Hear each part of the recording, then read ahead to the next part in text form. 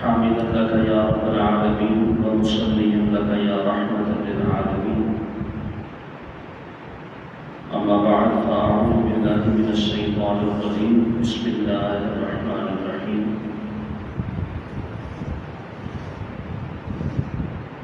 إنا نحن نزلنا الذكر وإنا له لحافظون. آمنت بالله صدق الله العظيم. قال رسول الله صلى الله تعالى عليه وسلم: خيركم من تعلم القرآن وعلمه، أو كما قال صلى الله عليه وسلم. صدق رسوله النبي الكريم الأمين، ونحن على ذلك لمن الشاهدين والشاكرين، والحمد لله رب العالمين.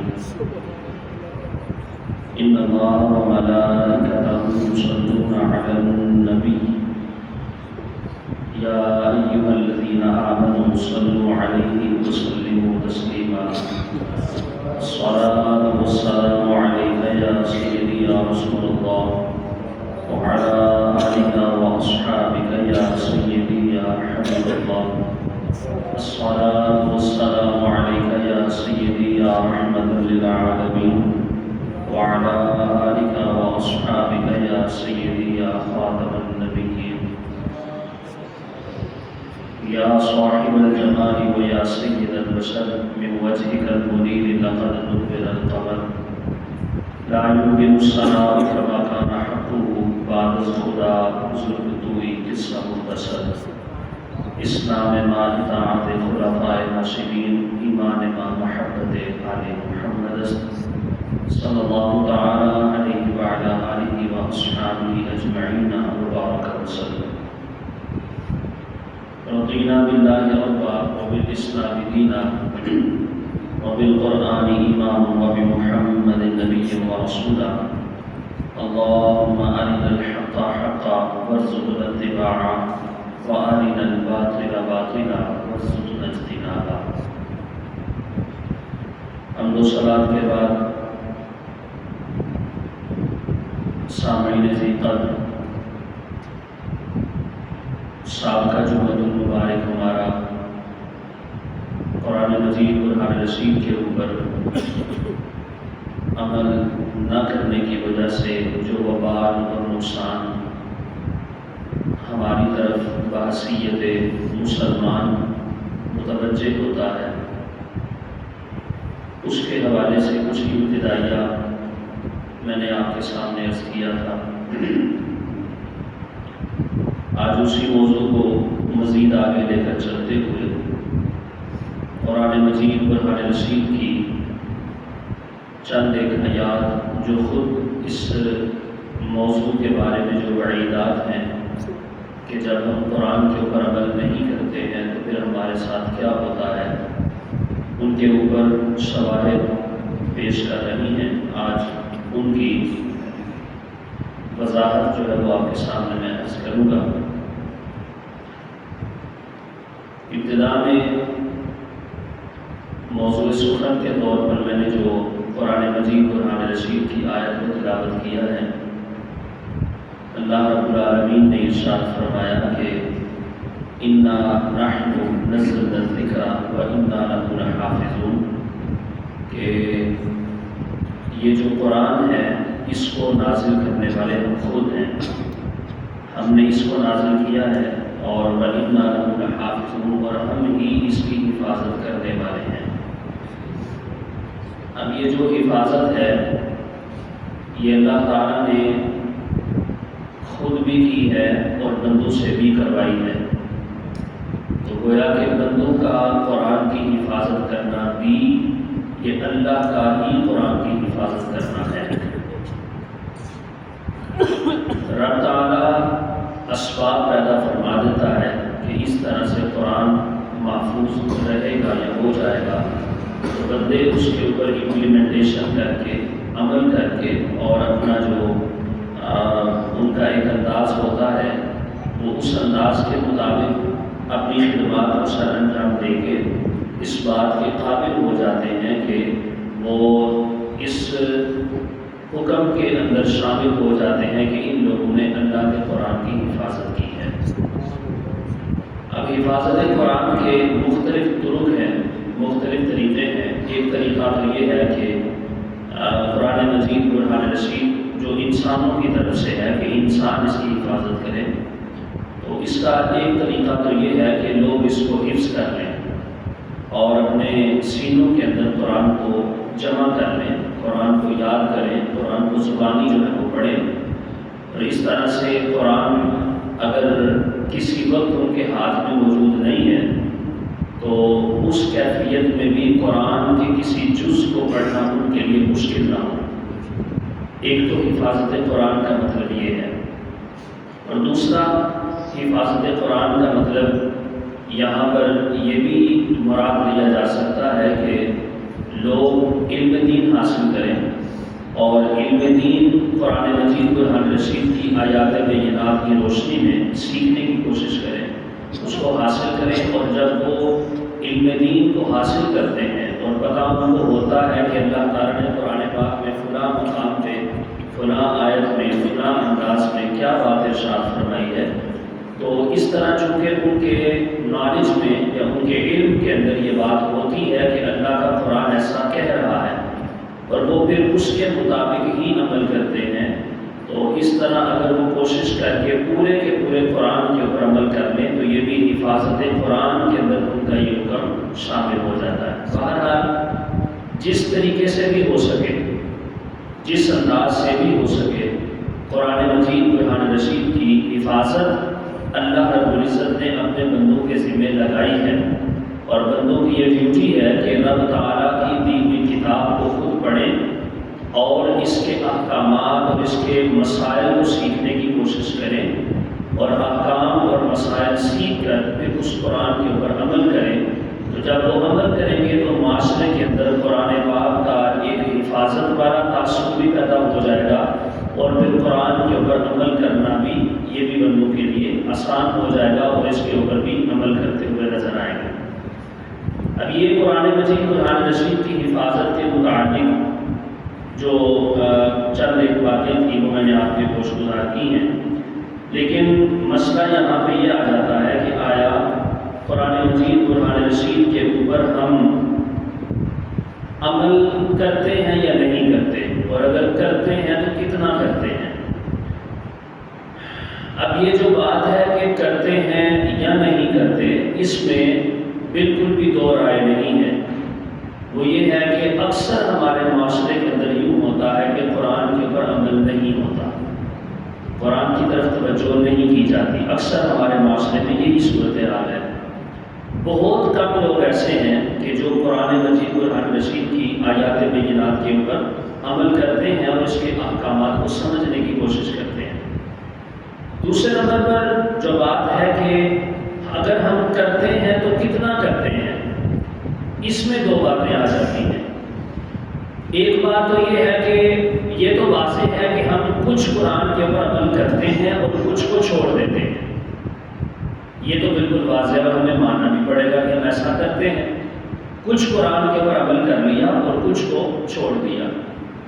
اب اس میں آگے دو حکم جو ہے وہ آ جاتے ہیں، دو طریقے آ جاتے ہیں۔ ایک تو یہ آ جاتا ہے کہ بعض لوگ وہ ہوتے ہیں کہ جن کو قرآن کا علم ہی اتنا سا ہے جتنا وہ کر پاتے ہیں، باقی ان کے پاس علم نہیں ہے، باقی پورے کا پورا قرآن ویسے کا ویسا ہی پڑھا ہوا ہے، تو جتنا ان کے پاس علم ہے وہ اس کے مطابق عمل کر لیتے ہیں، آگے سیکھتے بھی نہیں ہیں اور اگلے حصے کے اوپر عمل کی کوشش بھی نہیں کرتے، لیکن نیت کے اندر کھوٹ نہیں ہے، نیت ان کی خراب نہیں ہے، وہ قرآن کے اوپر عمل کرنا چاہتے ہیں اور کرتے بھی ہیں، جس قدر ممکن ہو سکتا ہے وہ کرتے ہیں، باقی جو ان کے پاس علم نہیں ہے یا انہوں نے سیکھا نہیں ہے، سیکھنے والا رہتا ہے، وہ بات کی ہے۔ ایسے لوگوں کے لیے وعید نہیں ہے، ایسے لوگوں کے لیے اتنا سخت جو ہے وہ نہیں مسئلہ کہ جناب وہ اب جس طرح کا حکم میں آپ کے سامنے آگے ذکر کرنے لگا ہوں اس کے حوالے سے میں بات کر رہا ہوں، وعید ہے ان کے لیے قرآن کو نہ سیکھنے۔ ایک مثال کے طور پر ایک بندہ جو ہے وہ گھر کے اندر باپ کی حیثیت سے ہے، شوہر کی حیثیت سے ہے، اور وہ باپ کے احکام جو ہے قرآن کے اعتبار سے وہ پڑھ لیتا ہے، شوہر کے جو فرائض ہیں وہ قرآن کے اعتبار سے سے سمجھ لیتا ہے، اچھا باپ بھی بن جاتا ہے، اچھا شوہر بھی بن جاتا ہے، لیکن مارکیٹ کے اندر اب اس کا یہ ہے کہ وہ کاروباری بندہ بھی ہے، تجارت کر رہا ہے۔ اب تجارت کے احکام اس نے قرآن کی نظر میں نہیں پڑھے یا اسے تجارت کے احکام نہیں آتے، تو وہ اچھا باپ تو ہو سکتا ہے، اچھا شوہر تو ہو سکتا ہے، لیکن اچھا کاروباری نہیں ہو سکتا، اچھا تاجر نہیں ہو سکتا۔ لیکن اگر وہ تجارت قرآن کے اصولوں کے مطابق نہیں کرے گا تو بہت زیادہ خطرہ اس بات کا ہے کہ وہ حرام کا مرتکب ہو جائے گا۔ اب جب حرام کا مرتکب ہو جائے گا تو حرام اختیار کرنے سے سزا تو ملے گی۔ ہاں یہ ہے کہ لا علمی کی بنیاد کے اوپر سزا میں کنسیشن ہو سکتی ہے، لیکن معاف نہیں ہوگا، جو کہ بندے کے جو احوال ہیں، یہ بندے کے ساتھ یہ چیز موجود ہے، اس سے یہ تقاضا کیا گیا ہوا ہے کہ وہ سیکھیں ان چیزوں کو، وہ سیکھیں ان چیزوں کو۔ کیا فرمایا نبی کریم علیہ السلام نے؟ حضور نے ارشاد فرمایا کہ تمہارے اوپر لازم ہے کہ تم علم سیکھو، ٹھیک ہے، حدیث سے بات ہے نا، مفہوم حدیث کا اب اس وقت الفاظ میرے ذہن کے اندر نہیں آ رہے۔ حضور نے فرمایا کہ تمہارے اوپر لازم ہے کہ تم علم سیکھو، خواہ تم مرد ہو یا عورت ہو۔ جتنے جتنے مسائل تمہاری زندگی میں تمہارے ساتھ منسلک ہونے والے ہیں، متعلق ہونے والے ہیں، ان کے بارے میں تمہارے پاس علم ہونا چاہیے اور سیکھنا پڑے گا۔ اب ایک بندہ وقت نہیں ملا، ٹائم نہیں نکال سکا، کوئی مجبوری بن گئی، نہیں سیکھ سکا، تو کام کے غلط ہونے کی وجہ سے سزا ملے گی۔ اب یہ رب کی مہربانی ہے کہ وہ کم کر دے یا زیادہ کر دے، یہ آگے علیحدہ مسئلہ ہے، تو یہ بات میں یہاں پہ اس لیے کر رہا ہوں۔ لیکن جو بندہ، اب دوسری بات پہ آتا ہے کہ ایک بندے کو قرآن کے احکام سارے کے سارے پتہ ہے اور اس کو علم بھی ہے، یا پھر جتنی اس کی اپنی ڈومین ہے، یا جتنی اس کی اپنی فیلڈ ہے، یا جتنا اس کا اپنا کام ہے، اس کام کے بارے میں اس کو سارے مسائل پتہ ہے کہ کیا ہے، لیکن کیا کرتا ہے؟ وہ منافقت کر جاتا ہے۔ اب منافقت کیوں کرتا ہے کہ جہاں پہ اس کا کام بن رہا ہوتا ہے، غلط ہو یا صحیح ہو، اسے چونکہ پیسے سے غرض ہے، پتہ ہے اسے کہ میں غلط کر رہا ہوں اور اللہ نے اس کو قرآن کے اندر منع کیا ہے، لیکن وہ کرتا ہے صرف اپنے نفس کی خاطر، کام بھی غلط کر رہا ہے، نیت کے اندر بھی کھوٹ ہے، بات بھی اس کو ساری پتہ ہے کہ رب نے منع کیا ہے، اور کچھ احکام ایسے آ جاتے ہیں جب اس کے گلے میں چھری آتی ہے تب وہ چپ ہو جاتا ہے، پھر قرآن کے اوپر عمل کرنے کی طرف آ جاتا ہے۔ اب ایسے بندے کے لیے کیا سزا ہے کہ کچھ قرآن کے اوپر عمل کر لیا اور کچھ کو چھوڑ دیا، علم ہونے کے باوجود، پتہ ہونے کے باوجود، فہم و فراست ہونے کے باوجود، تفہیم ہونے کے باوجود، بعض قرآن کے حصے پر عمل کر لیا، بعض کو چھوڑ دیا، تو اللہ تعالیٰ نے قرآن پاک میں پارہ نمبر 1 ہے، آیت نمبر سورہ بقرہ آیت نمبر 85 ہے، 85 نمبر، اللہ تعالیٰ ارشاد فرماتا ہے اَفَتُؤْمِنُونَ بِبَعْضِ الْكِتَابِ وَتَكْفُرُونَ بِبَعْضٍ، کیا تم بعض قرآن کی آیات کو لے لیتے ہو، بعض کو ترک کر دیتے ہو، بعض کو چھوڑ دیتے ہو اور بعض پہ عمل کر لیتے ہو، مرضی کے مطابق جو تھی ان کے اوپر عمل کر لیا، جو مرضی کے خلاف تھی ان کو ترک کر دیا۔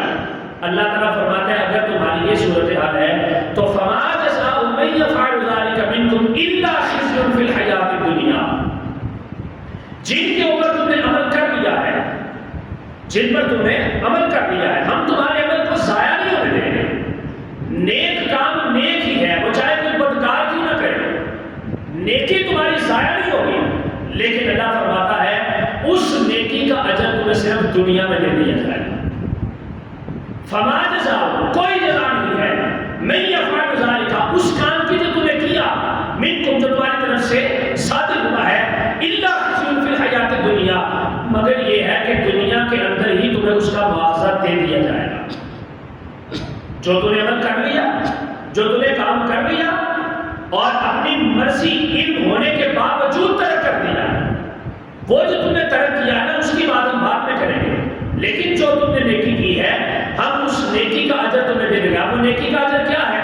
ہو سکتا ہے تمہیں بیماری کوئی نہ آئے، جی، ہو سکتا ہے تمہارے کاروبار کے اندر برکت ڈال دی جائے، تمہیں کاروبار میں وسعت دے دی جائے، ہو سکتا ہے تمہاری اولاد کے اندر وسعت پیدا کر دی جائے، ہو سکتا ہے تمہاری عزت کے اندر وسعت پیدا کر دی جائے، تو فرمایا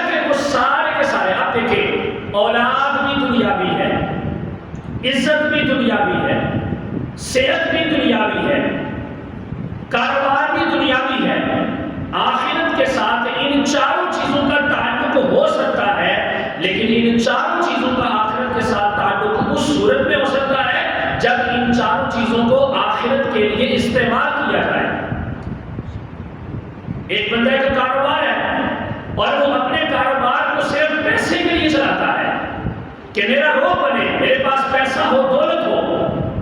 اب اس کا تعلق صرف دنیا کے ساتھ ہے، لیکن وہ کاروبار اس غرض سے چلاتا ہے کہ اگر میرے پاس کوئی غریب آ جائے گا تو میں اس کو سستے داموں میں سودا دے دوں گا. اگر میرے پاس کوئی مجبور آ جائے گا تو میں اس کو ادھار بھی دے دوں گا. اگر کوئی بہت زیادہ مجبور ہے کہ اس کے پاس کھانے پینے کے لیے راشن تک نہیں ہے، میں بغیر معاوضے کے اس کے لیے کام کر دوں گا. یہ آخرت کے لیے ہو جائے گا، یہ اگلی زندگی کے لیے ہو جائے گا. تو اللہ نے فرمایا کہ جو تم نے بعض قرآن کے اوپر عمل کر لیا، بعض کتاب کے اوپر عمل کر لیا، اس کا اجر تمہیں صرف دنیا میں دے دیا جائے گا. چونکہ تم نے کیا اپنے مطلب کے لیے، رب کو راضی کرنے کے لیے نہیں کیا. اگر رب کو راضی کرنے کے لیے کرتے تو پھر پوری کتاب کے اوپر عمل ہوتا. بات تو سمجھ لیں، اگر رب کو راضی کرنے کے لیے ہوتا تو پھر پوری کتاب کے اوپر عمل ہوتا. لیکن اب تم نے بعض کو چھوڑا چونکہ تیری مرضی نہیں تھی عمل کی، بعض کو اختیار کر لیا کیونکہ تیری مرضی تھی عمل کرنے کی. اللہ فرماتا ہے وہ جو تم نے چھوڑا ہے نا، اس کا بعد میں بتاتا ہوں کہ میں کیا کروں گا، لیکن جو تم نے کر لیا ہے نا اس کا اجر تمہیں دنیا میں مل جائے گا.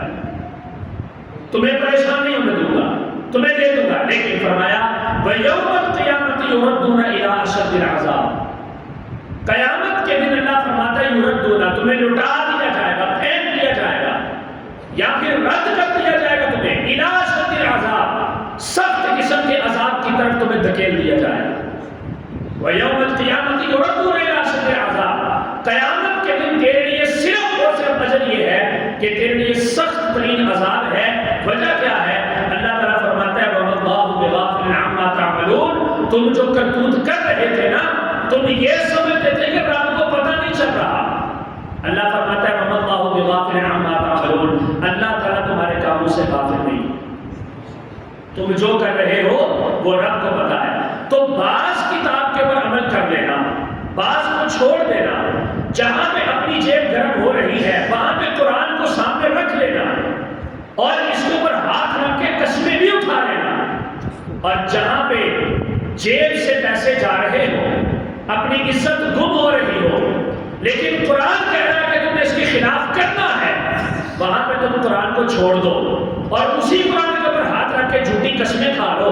تو اللہ فرماتا ہے کہ تمہیں دنیا کے اندر تو رسوا نہیں کروں گا. اتنا زیادہ ہو جاتا ہے اللہ ویسے ہو جاتا ہے، لیکن فرمایا پھر بھی تمہیں چھوڑ دوں گا، لیکن آخرت میں تیرے لیے کوئی کنسیشن نہیں ہوگی.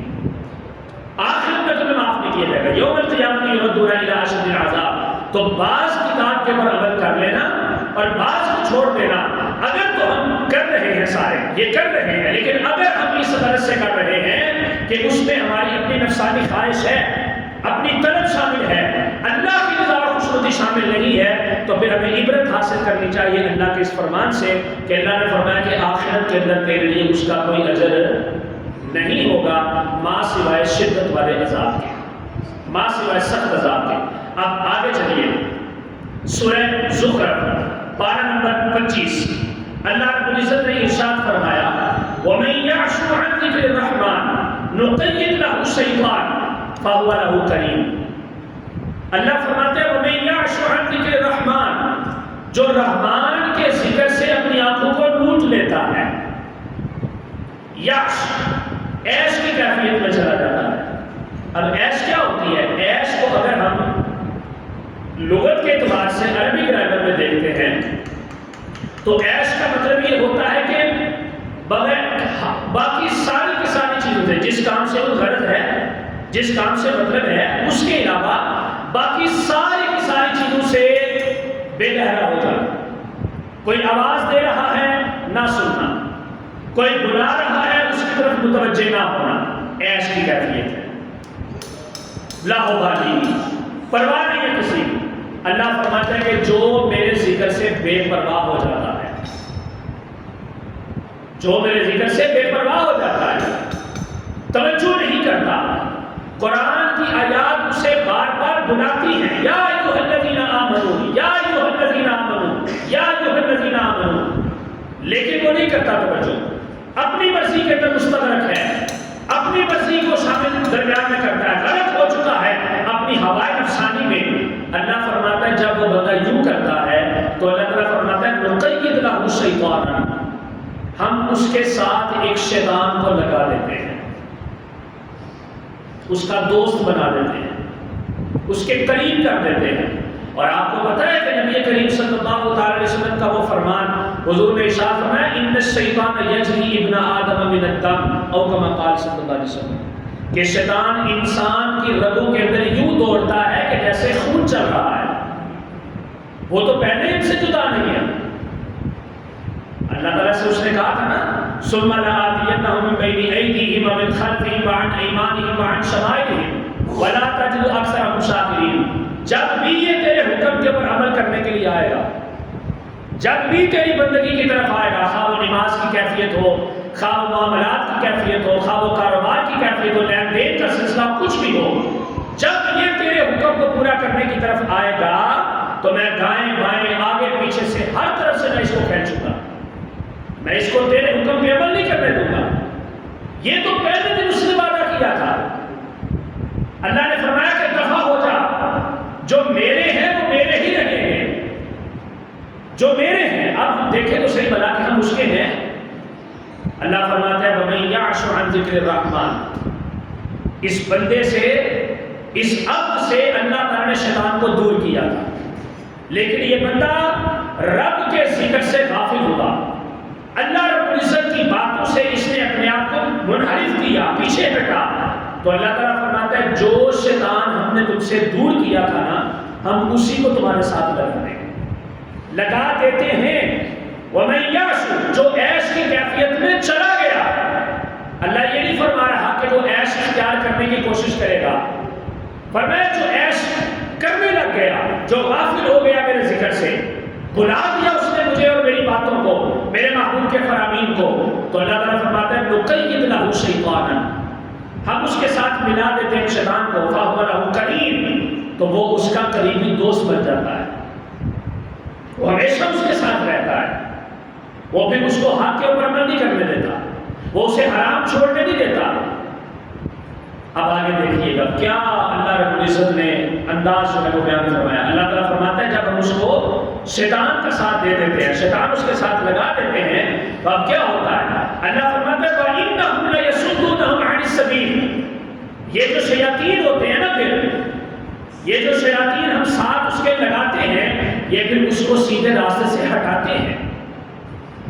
وَإِنَّهُمْ لَيَصُدُّونَهُمْ عَنِ السَّبِيلِ، اسے پتہ نہیں چل رہا ہوتا کہ شیطان مجھے کھینچ کے لے کے جا رہا ہے، شیطان آڑ بنتا ہے، شیطان اسے روکنے کی کوشش کرتا ہے، اسے کھینچتا ہے حق سے باطل کی طرف، نجات سے عذاب کی طرف لے کے جاتا ہے، اچھائی سے برائی کی طرف متوجہ کرتا ہے، اور برائی کو بڑا نکھار کے دکھاتا ہے، بڑا خوبصورت کر کے دکھاتا ہے۔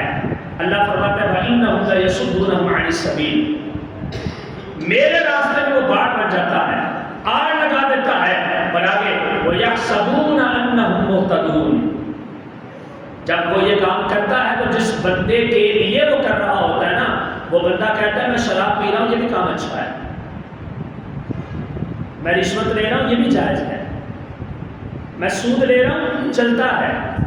وَيَحْسَبُونَ أَنَّهُمْ مُهْتَدُونَ، وہ یہ گمان کرتا ہے کہ میں سیدھے راستے پہ ہوں، میں ہدایت یافتہ ہوں۔ اللہ کہتا ہے وہ ہدایت یافتہ نہیں ہے، رب کو پتا ہے کہ کون ہدایت پہ ہے اور کون ہدایت سے پیچھے ہٹا ہوا ہے، مجھے نہیں پتا، بندے کو کوئی نہیں پتا کہ میں کیا کر رہا ہوں، بندہ تو اپنی ہوائے نفسانی کے اندر مبتلا ہے۔ اللہ فرماتا ہے جب شیطان اس کے ساتھ لگاتے ہیں اور شیطان اس کو ہدایت سے گمراہی کی طرف لے کے جاتا ہے اور وہ گمراہ ہوتا ہے، چونکہ رحمان کے ذکر کی طرف تو وہ آ نہیں رہا نا بھائی۔ دیکھیں رحمان کا ذکر کہہ رہا ہے کہ یہ جھوٹ بولنا بری بات ہے، لعنت اللہ علی الکاذبین، یہ رب کا فرمان ہے۔ اب جس نے اس فرمان کو ہی بلا دیا، اعراض کر لیا، منہ پھیر لیا، چھوڑ دیا اسے، آنکھیں بند کر لی، عیش کی کیفیت میں چلا گیا اور جھوٹ اس نے اختیار کرنا شروع کر دیا، اب شیطان اس کے لیے نکھار کر اس کو دکھائے گا، یہاں پہ جھوٹ بول لو تیرے لیے بہتر ہے، یہاں پہ بول لو تمہارے لیے بہتر ہے، وہ بول لیتا ہے، وہ بہتری اور مصلحت کا شکار ہوتا ہے۔ اب جب وہ جھوٹ بولتا ہے تو کوئی آپ جیسا سیاح بندہ کہتے ہیں یار خدا کا خوف کر تو جھوٹ بولا، وہ کہتا ہے میرا حق بننا تھا، یہ ہے کہ میں ہدایت میں وہ گمان کر رہا ہوتا ہے کہ میں نے جو جھوٹ بولا ہے میں نے صحیح بولا ہے، میرا حق بنتا تھا، اس نے میرے ساتھ یوں کیا تو میں نے بھی اس کے ساتھ یوں کر دیا۔ نبی رحمت صلی اللہ تعالی علیہ وسلم نے ارشاد فرمایا ایک مقام صرف ایسا ہے کہ جہاں پہ جھوٹ بولنا جائز ہے، صرف ایک مقام، اس کے علاوہ کسی اور جگہ کے اوپر جھوٹ بولنے کی قطعاً اجازت نہیں ہے۔ یا رسول اللہ صلی اللہ علیہ وسلم وہ کون سی جگہ ہے، کون سا مقام ہے؟ حضور نے فرمایا دو دوست آپس میں رنج ہو چکے ہیں، ناراض ہیں، دل ملے تھے پھٹنے ہیں، ٹوٹنے ہیں، تعلق ان کا ختم ہو چکا ہے، نفرتوں کا شکار ہو چکے ہیں، چلو دوستوں کو یار چھوڑ دو، ہر بندہ اپنے اپنے گھر سے کھاتا ہے، دو بھائی تھے، بھائیوں کے درمیان آپس میں اختلاف ہو گیا، نہیں ملتے آپ آپس میں، دروازے کے ساتھ دروازہ ہے لیکن ایک بھائی کہتا ہے میں اب یہاں رہنا پسند نہیں کرتا چونکہ میرا بھائی میرے ساتھ رہتا ہے، میں اس کی شکل نہیں دیکھنا چاہتا۔ اللہ کے نبی صلی اللہ علیہ وسلم فرماتے ہیں کوئی تیسرا بندہ مصلح اٹھتا ہے، صلح کروانے والا، وہ دونوں کے دروازے پہ جاتا ہے، پہلے ایک کے پاس آتا ہے یار تیرا بھائی تو تیری بڑی تعریف کر رہا تھا، حالانکہ تعریف اس نے کی نہیں ہے، وہ اس کے دل کو بناتا ہے، تیار کرتا ہے، کدورت سے صاف کرتا ہے، نفرت کو ختم کرنے کی کوشش کرتا ہے، مصلحت کا تیزاب اختیار کرتے ہوئے اس کے دل کو چمکانے کی کوشش کرتا ہے، اب وہ تیار ہو جاتا ہے کہ میں اپنے بھائی کو مل لوں گا، مجھے تو پتہ ہی نہیں تھا کہ میرا بھائی میرے بارے میں ایسا کہتا ہے۔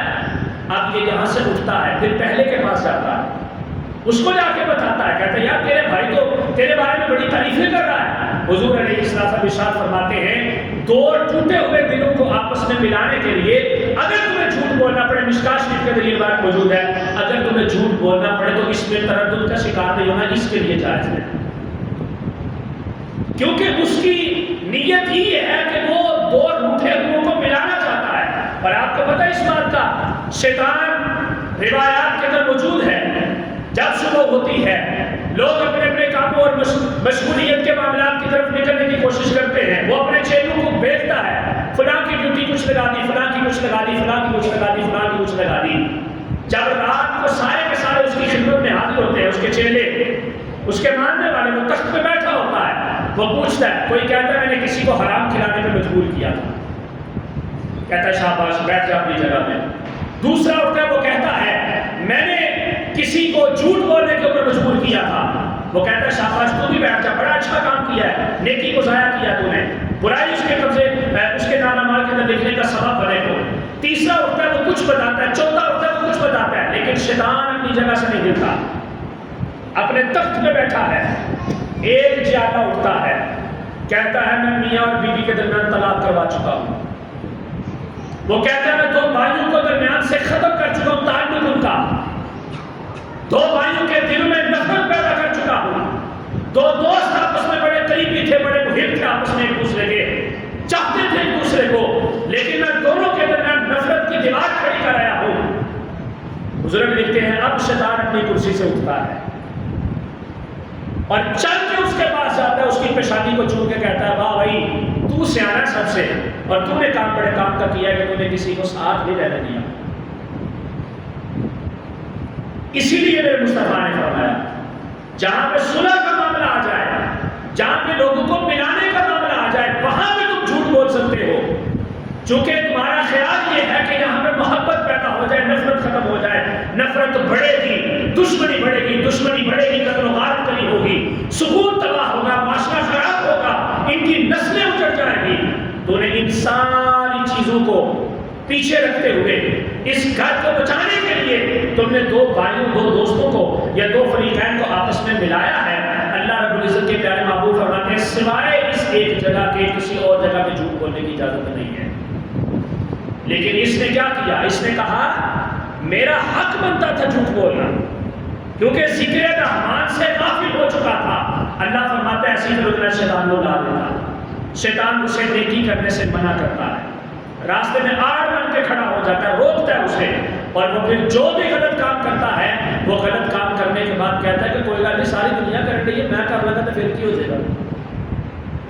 یہ جملہ نہیں ہوتا لوگوں کے زبانوں میں۔ جائیں سرکاری دفتر میں رشوت لے رہے ہیں، آپ جہاں کے وہاں پہ بندے کہ یار سرکاری کھاتا ہے کیوں پیسے مانگ رہے ہو؟ وہ کہتے ہیں ساری دنیا لیتی ہے. اسی طرح سود کا معاملہ ہے، وہ کہتے ہیں ساری دنیا لیتی ہے، ہر بندے کی مجبوری ہے، وہ مجبوری سے لے رہے ہیں. یہ ہے ذکر رحمان سے غفلت، اور اس غفلت کی وجہ سے رب نے بندے کے ساتھ شیطان لگا دیا. اب شیطان جو کچھ بندے سے کروانا چاہتا ہے وہ کروا رہا ہے، اور بندے کو ہوش نہیں آ رہی کہ میں جا کر آپ کا قرآن ہی پڑھ لوں، میں آپ کے قرآن کی طرف ہی متوجہ ہو جاؤں. تو یہ ہے دوسرا عذاب. پہلا کیا کہا کہ دنیا کے اندر تیری نیکیوں کا اجر دے دیا جائے گا. آیت نمبر 1 میں سورہ بقرہ آیت نمبر 85 فرمایا کہ دنیا کے اندر تیرے اچھے کاموں کا اجر دے دیا جائے گا جو تم نے بعض قرآن کے یاد کے اوپر عمل کیا ہے. لیکن جن بعض کو تم نے چھوڑا ہے علم ہونے کے باوجود عمل کر سکتے تھے، کوئی مسئلہ نہیں تھا، کوئی پرابلم اور پریشانی نہیں تھی، لیکن تم نے نہیں کیا نا، وہ یوم القیامت یردون الی اشد العذاب. پہلا عذاب یہ کہ تمہیں لوٹایا جائے گا سخت ترین عذاب کی طرف، اور کوئی چھٹی نہیں ملے گی، تمہیں عذاب کے اندر جھلسایا جائے گا. اور دوسرا سورہ زخرف کے اندر فرمایا کہ تمہارے ساتھ ہم جو ہے وہ شیطان کو لگا دیتے ہیں، شیطان پھر تمہیں صراط مستقیم سے بھٹکاتا ہے، اور تم یہ سمجھتے ہو کہ میں سود لے رہا ہوں، میں رشوت کھا رہا ہوں، میں حق غصب کر رہا ہوں، میں جھوٹ بول رہا ہوں، میں بغاوت کر رہا ہوں، غیبت کر رہا ہوں، چغلی کر رہا ہوں، یہ میرا حق بنتا تھا، میں اپنا حق لے رہا ہوں، اور تم سمجھو گے کہ میں ہدایت میں ہوں. اللہ فرماتا ہے ایسا نہیں. پھر اسی جگہ آگے پارہ نمبر 25 سورہ الجاسیہ کے اندر، بلکہ سورہ جاسیہ، اللہ تعالیٰ ارشاد فرماتا ہے، پارہ نمبر 25 ہے سورہ جاسیہ آیت نمبر 8. اللہ تعالیٰ فرماتا ہے یسمع آیات اللہ تتلی علیہ. کچھ بندے ایسے ہیں کہ جو ہماری آیتوں کو سنتے ہیں اور ان کے اوپر پڑھی جاتی ہیں، لیکن کیا کرتے ہیں؟ ثم یصر مستكبرا، ہٹ جاتے ہیں، ہم نہیں مانیں گے، متکبر ہو جاتے ہیں، اکڑ جاتے ہیں. رب کہتا ہے میں سانو کے لگے ہنسی رنجی کرا دے. ثم یصر، وہ اصرار کرتے ہیں، ڈٹ جاتے ہیں، مستکبرا، انکار کرنے کے اوپر، کأن لم یسمعھا، جیسے سنا ہی نہیں ہے، جیسے سنا ہی نہیں ہے. یہ میں نہیں بات کر رہا، رب کا قرآن کہہ رہا ہے، پڑھ سکتے ہیں آپ جا کے اسے. اللہ فرماتا ہے کہ وہ میرا بندہ ہے، میں نے قرآن اس کے اوپر اتارا ہے. یہ کسی کافر کی بات نہیں ہو رہی، اس بندے کی بات ہو رہی ہے جس کے لیے اس کو ہدایت بنا کے بھیجا گیا ہے، اور جس سے اب تقاضا ہے کہ وہ اس کو مانے. کافر سے تو تقاضا ہی نہیں ہے. کافر سے تقاضا تب ہوگا کہ جب وہ اسلام کے اندر داخل ہوگا، پھر وہ مکلف بنے گا ان چیزوں کا. اس وقت ہم مکلف ہیں، ہمیں یہ تکلیف اٹھانی پڑے گی، اور تکلیف اٹھائیں گے تو پھر ہی ہم بچ سکیں گے. اللہ فرماتا ہے مکلف تھا، اسلام کو مانتا تھا، قرآن اس کے لیے بہترین چیز تھی، عمل کر کے کامیاب ہو سکتا تھا، لیکن کیا کیا اس نے کہا میں نے دکانداری اپنی چلانی ہے. یسمع آیات اللہ تتلی علیہ، اس کے سامنے پڑھی جا رہی تھی اللہ کی آیتیں، سن رہا تھا، وہ سب کچھ جانتا تھا کہ رب کا قرآن ہے، کوئی لیلا مجنون کی داستان اور ہیر وارث کی کہانی نہیں ہے. لیکن کیا کیا اس نے؟ ثم یصر مستکبرا، ڈٹ گیا، کہتا نہیں مننا، نہیں مننا، جو کچھ بھی ہو جائے نہیں مننا، اپنی مرضی کرنی ہے. کأن لم یسمعھا، گویا کہ اس نے سنا ہی نہیں ہے. اللہ فرماتا ہے فبشرہ بعذاب الیم، اس کو پھر دردناک عذاب کی خوشخبری سنا دو، دردناک عذاب کی خوشخبری سنا دو. یہ آیت بھی تو قرآن کے اندر ہی ہے نا. اگرچہ اللہ تعالیٰ نے قرآن کا آغاز الرحمن الرحیم کی صفات سے کیا ہے، اگرچہ اس نے کیا ہے، لیکن الرحمن الرحیم سے پہلے اس نے کہا الحمدللہ رب العالمین، میں سارے جہانوں کا رب ہوں. اگر میری رحمت کے حصار میں آنا چاہتے تو پھر میرے بنو،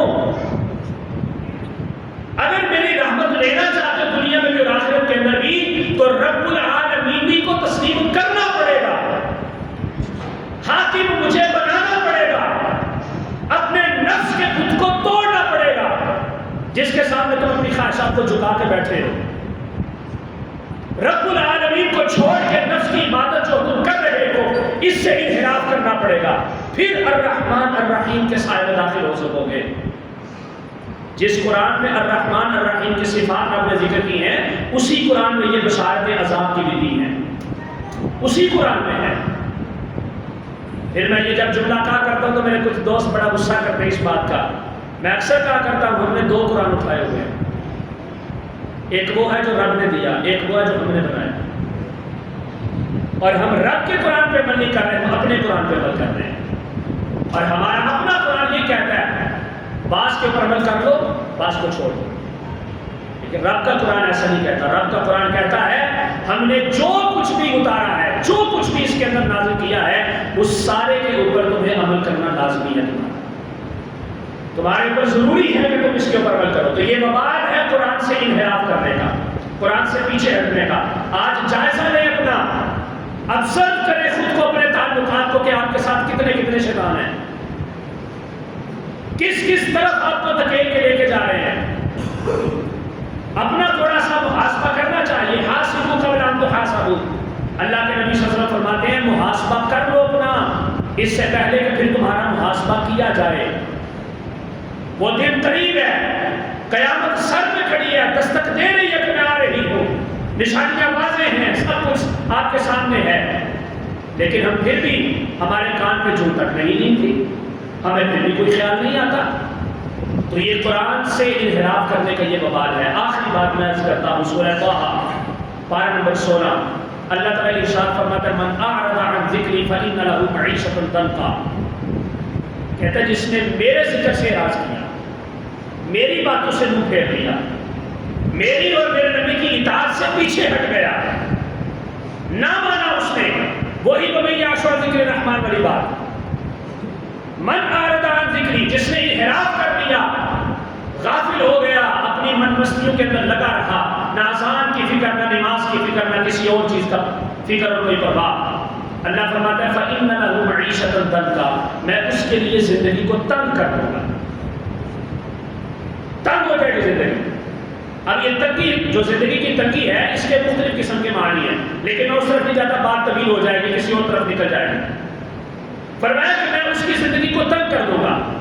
قرآن تو ہے نا، مذاقیں چھوڑو اس کو، قرآن تو ہے نا، کہتے ہیں زندگی تنگ ہو جائے، مصیبتیں آ جائیں گی، ناگہانی آفات ہوگی جن کے بارے میں کبھی سوچا بھی نہیں ہوگا، وہم و گمان کے اندر بھی نہیں ہوگا، لیکن حادثے ہوں گے، اس کی زندگی کو تنگ کر دیا جائے گا۔ اور دوسرا وَنَحْشُرُهُ يَوْمَ الْقِيَامَةِ أَعْمَىٰ، آخرت کے اندر اٹھے گا تو اس کی آنکھیں نابینا ہوں، نظر نہیں آتا ہوگا۔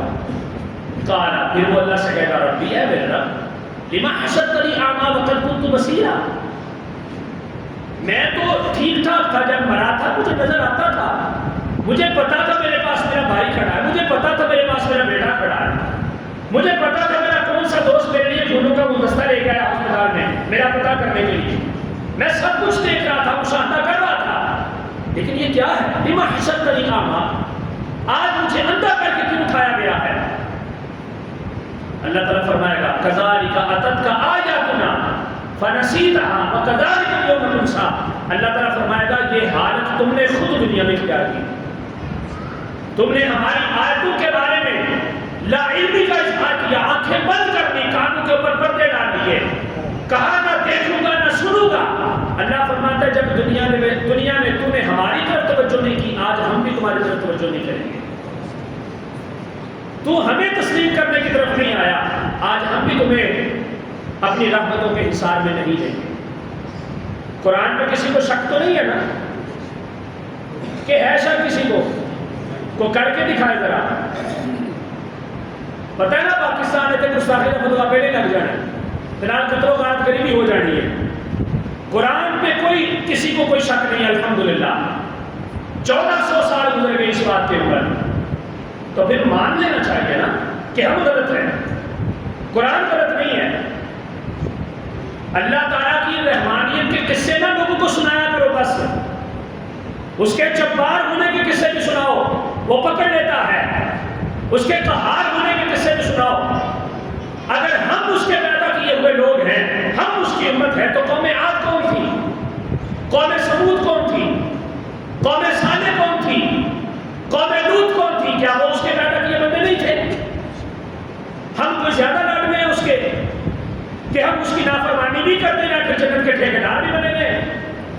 وہ بھی اسی کے بندے تھے، وہ بھی اس کی تخلیق کے اندر شامل تھے، ان کو بھی اس نے کہا ہے کہ الخلق عیال اللہ، لیکن وہ نافرمانی کی وجہ سے رب کے عذاب کے مرتکب ہوئے۔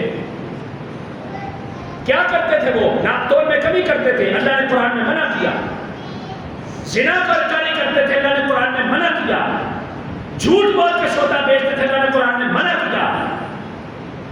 کیا یہ عذاب ہمارے یہاں نہیں ہو رہے؟ اس ایک ایک قوم کے اندر ایک ایک گناہ تھا تو رب نے عبرت کا نشان بنا دیا۔ اس ایک قوم کے اندر سارے گناہ ہیں، تو پھر بھی ہمیں شرم نہیں آتی کہ ہم رب کا شکر ادا کر دیں اور کوشش کر دیں کہ ہم اپنے آپ کو ٹھیک کر لیں؟ تو کرنا چاہیے اپنے آپ کو ٹھیک۔ لمحہ فکریہ ہے ہمارے لیے، یہ ادھر ادھر کی لڑائیوں سے پیچھے ہٹ جائے کہ کون ایمان والا ہے، کون پکا مومن ہے اور کون غلط ہے، کون ٹھیک ہے۔ اپنے آپ کو کہیں کہ بھائی خود سے پوچھیں کہ میں کیا ہوں، میں ٹھیک ہوں یا غلط ہوں۔ یہ اندر کا جو مفتی ہے، یہ جو زمین اندر بیٹھا ہوا ہے، یہ جواب دے دے گا کہ ساری دنیا تجھ سے بڑھ کے مومن ہے، تو پکا، تو واحد بندہ وہ ہے جو مومن نہیں ہے۔ یہ زمین اندر جب گواہی دے گا کہ زندہ ہوگا۔ تو اس لیے اس کتاب کے ساتھ اپنے تعلق کو جوڑیں۔ یہ کتاب ہی ہم کو بچا سکتی ہے، اس کے علاوہ ہمیں کوئی اور چیز نہیں بچا سکتی۔ اور یہی کتاب محمد رسول اللہ صلی اللہ تعالیٰ علیہ وسلم کا راستہ بتاتی ہے۔ آپ نے بڑا میلاد منایا، ربیع الاول میں بڑی محفلیں کی، بڑا کچھ آپ نے کیا، کسی نے یہ بھی سوچا کہ میرے مصطفیٰ کو کیا کیا پسند تھا؟ سالگرہ کے اوپر اپنے بچے کو تحفے دیتے ہو اور وہ چیز تلاش کر کے پوری دنیا سے لے کے آتے ہو جو بچے کے لیے سب سے زیادہ پسندیدہ ہوتی ہے۔ یہ پچھلے دنوں پاکستان میں، مجھے پتہ نہیں وہ ڈاکٹر شاہد نام تھا اس کا یا پتہ نہیں کیا تھا، بیٹے نے اپنے باپ سے اپنی محبوبہ کے کہنے کے اوپر گاڑی کی ڈیمانڈ کی اور باپ اس کو بتا نہیں رہا تھا، سرپرائز دینا چاہتا تھا۔ اس کی سالگرہ کے موقع کے اوپر مہنگی ترین گاڑی پاکستان کی بلکہ دنیا کی۔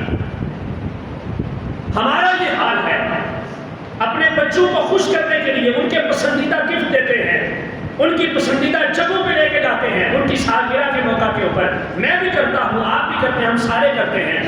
کیا ہم نے سوچا کہ ہم اپنے نبی کو کون سا پسندیدہ گفٹ دیں؟